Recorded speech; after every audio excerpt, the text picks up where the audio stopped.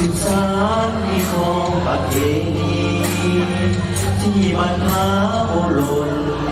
เสริมสร้างมาหลายร้อยปีบ่ให้ห่างหนีชอบเด็ดจำปา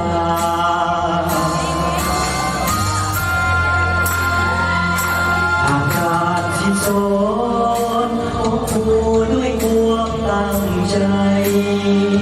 สร้างที่มีวินัยใส่ใจวัฒนธรรมไต่การที่นำกุพลาศิลปะศึกษาคำชูนหุ่งสู่เรื่อยมาพัฒนาสู่พวงศรีวิไล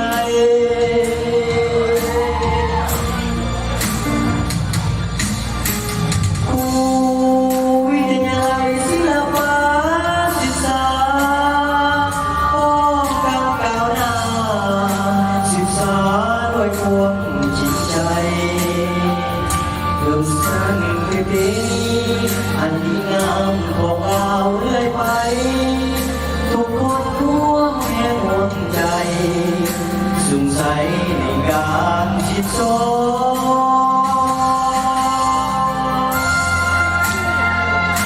นนักศึกษา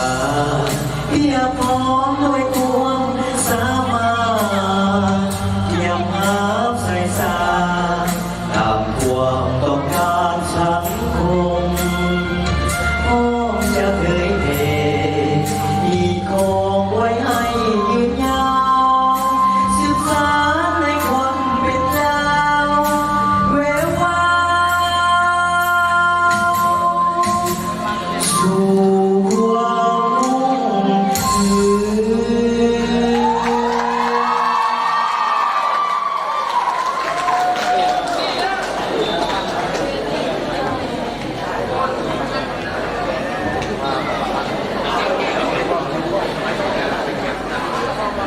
เป็นสิได้มวยบอมวยบอมวยบอ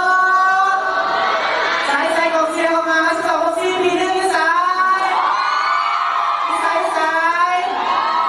12กองเชียร์ปี2เมตร12กองเชียร์ปี3เมตรยี่สาย12กองเชียร์ปี4ยาวบ้12กอง2ปี1ยี่สายถือว่ากองเชียร์พอหน้าหนาพอดีและ12กอง2ปี2เมตรยี่สายกองเชียร์กันเลยและกองเชียร์ต้องกระดังนะครับผู้เข้าแข่งขันของเราอีกครั้งเราถือว่าพลาดไปแล้วผู้เข้าแข่งขันด้วยกันหรือว่าแต่ละคนเป็นสุดยอดเพราะว่าจะเป็นน้ำเสียงลูกโพลีลาโอ้ยวันนี้คณะกรรมการของเรานี่เป็นเพียงนักอย่างแน่นอนแล้วระดับต่อไปเพื่อเป็นการเปลี่ยนบรรยากาศและให้กรรมการของพวกเขาได้มีเวลาสั่งลงคะแนนขอเชิญประธานพบกับบทละครสั้นละครประกอบเพลงหน้าหักกำกับบทแสดงโดยอาจารย์ปาเดงวิไลท่องโดยเท้าร้อยจันมาลานักศึกษาระบบ12 4ปี1แสดงโดยมูยิงทรายนักศึกษาระบบ12 4ปีที่1ขอเชิญประธานที่ตามมาส่งไปพร้อมกันเลย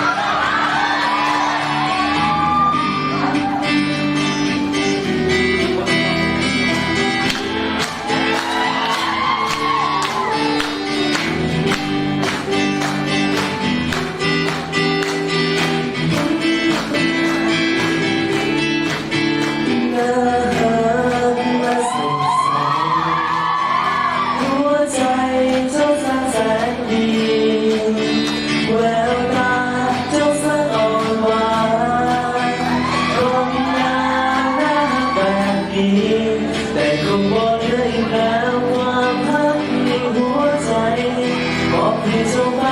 ทั้งใจหมดนั้นยังบอกว่าหากเจ้าคนเดียวยังทำคนเดียว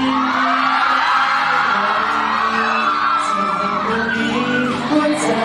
ก็คงจะขอบให้เจ้ายังก็คงจะดี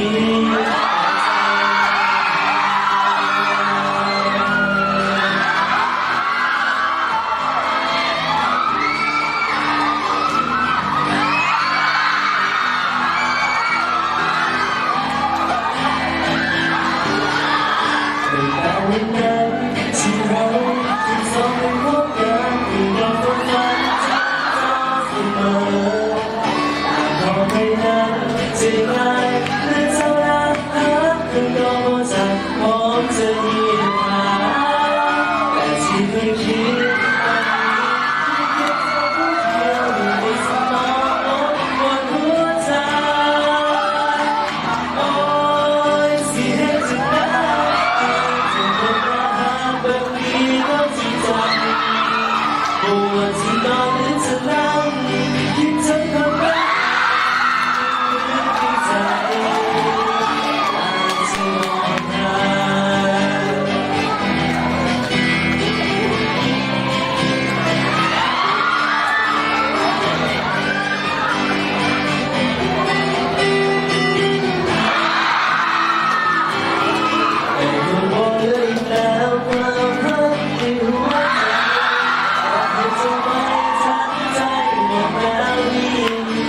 บอกว่า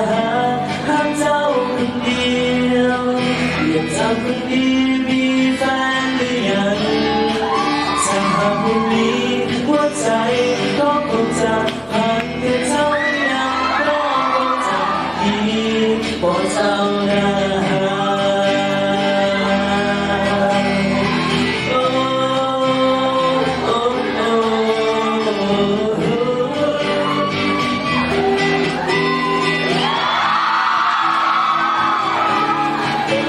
แต่วันนั้นที่เราจะสองได้พบกันเหมือนกับเราฝันถึงเจ้าเสมออาจบอกให้นั้นจะง่ายหรือเจ้ารักก็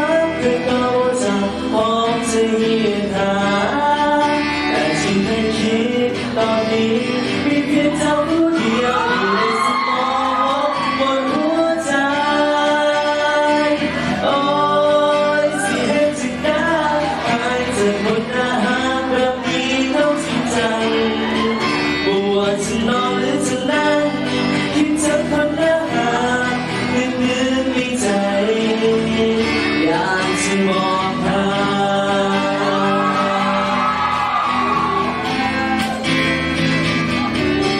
ก็บอกเลยอีกแล้วความรักในหัวใจ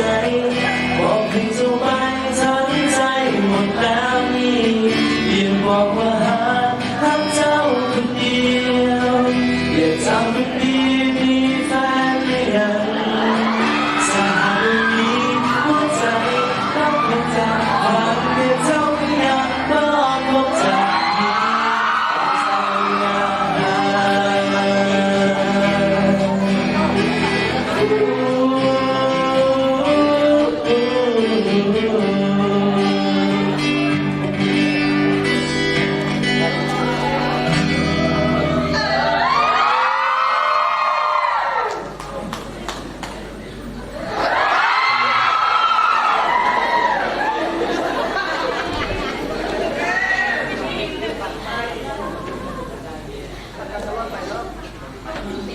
แล้วโจนี่ตัวไหนกันเมื่อไหร่ทายยังไงวะ เที่ยวไปเที่ยวมาเด้อ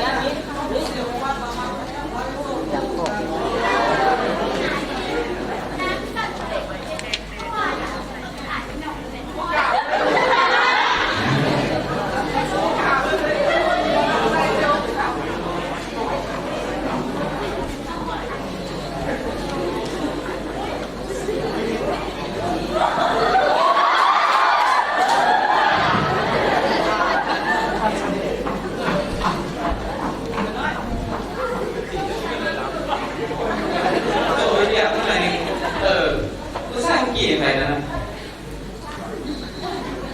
คุณฟังนี่ดีกว่าอ๋อแล้วเอกที่ไหนวะ โจ้มียังไงได้ไหมหน่อยเสียหลัก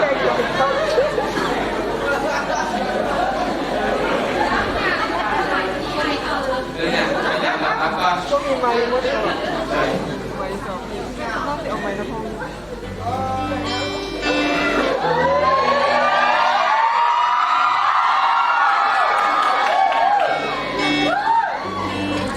แล้วหน่อยขึ้นตาแล้ว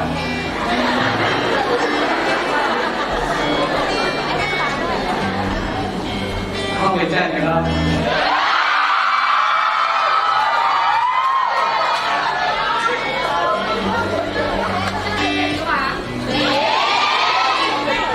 ขาดที่สุดว่า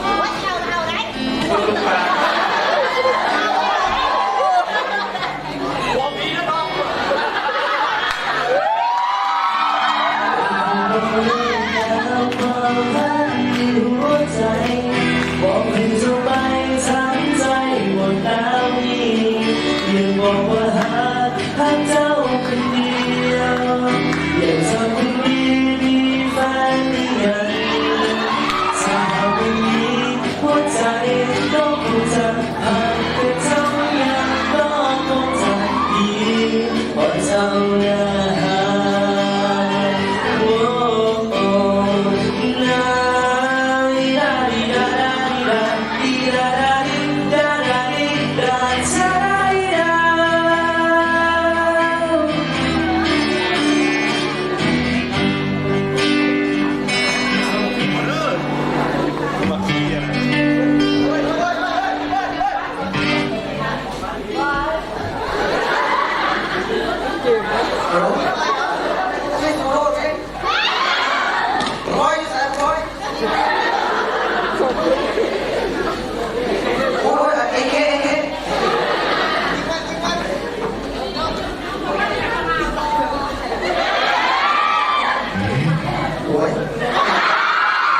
เด็กสร้างกัน